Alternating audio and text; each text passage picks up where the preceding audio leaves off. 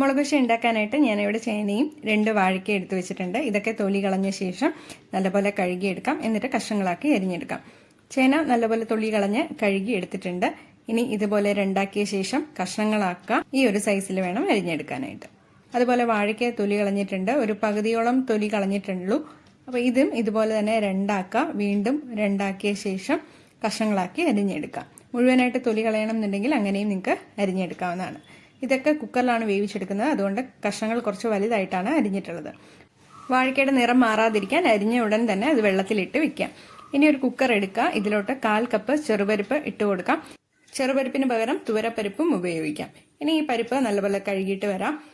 പരിപ്പ് നല്ലപോലെ കഴുകിയിട്ടുണ്ട്. ഇനി 1 കപ്പ് ചേന അരിഞ്ഞത് ഇതിലോട്ട് ഇട്ട് കൊടുക്കാം. 2 കപ്പാണ് വാഴയ്ക്ക അരിഞ്ഞ് എടുത്തിട്ടുള്ളത്. അതും കൂടി ഇതിലോട്ട് തന്നെ ഇട്ട് കൊടുക്കാം.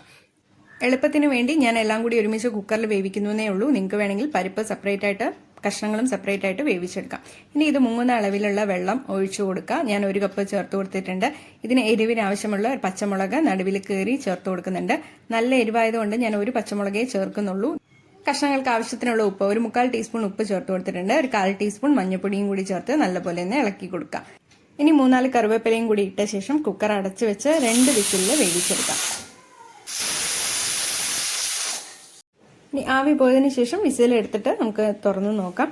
തവി വെച്ച ശേഷം ഇത് കഷ്ണങ്ങളൊക്കെ നല്ലപോലെ ഞാൻ ഉടച്ചു കൊടുത്തിട്ടുണ്ട്. ഇനി കുറച്ചുകൂടി വെള്ളമായിട്ട് വേണം എന്നുള്ളതുകൊണ്ട് ഞാനൊരു 3/4 കപ്പ് തിളച്ച വെള്ളം ചേർത്ത് കൊടുത്തിട്ടുണ്ട്. അപ്പോൾ നിങ്ങളുടെ ഒരു കൺസിസ്റ്റൻസി അനുസരിച്ചിട്ട് ഇനി ചേർക്കുന്ന വെള്ളം തിളച്ച വെള്ളം മാത്രമേ ചേർത്ത് കൊടുക്കാവൂ. 1 തണ്ട് കറിവേപ്പിലയും കൂടി ഇതിലോട്ട് ഇട്ട് കൊടുത്തിട്ടുണ്ട്.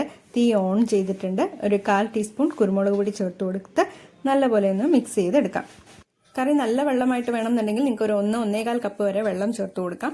അപ്പോൾ ടേസ്റ്റ് നോക്കിയുമ്പോൾ കുറച്ച് ഉപ്പ് ആവശ്യമുണ്ട്. ഉപ്പ് ചേർത്ത് കൊടുക്കുന്നുണ്ട്.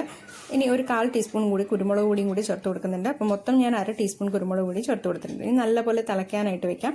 നല്ലപോലെ തിളച്ച് വരുമ്പോൾ ഇതിലോട്ട് 1 ടീസ്പൂൺ വെളിച്ചെണ്ണയും കൂടി ചേർത്താൽ തീ ഓഫ് ചെയ്യാം. വളരെ എളുപ്പത്തിൽ ഉണ്ടാക്കാൻ പറ്റുന്ന മുളകുശ്ശിയം റെഡി ആയിട്ടുണ്ട്. ഈ വീഡിയോ ഇഷ്ടമായാൽ ലൈക്ക് ചെയ്യാനും ഷെയർ ചെയ്യാനും മറക്കരുത്. കൂടുതൽ വീഡിയോസിന് ഈ ചാനൽ സബ്സ്ക്രൈബ് ചെയ്യാം. ഇതിന്റെ തൊട്ടടുത്തുള്ള ബെല്ലൈക്കണിൽ ഓൾ എന്ന ഓപ്ഷൻ ചൂസ് ചെയ്യാനും മറക്കണ്ട. അപ്പോഴായിരിക്കും ഞാൻ ഇടുന്ന വീഡിയോസ് നിങ്ങൾക്ക് നോട്ടിഫിക്കേഷൻസ് ലഭിക്കുക. താങ്ക്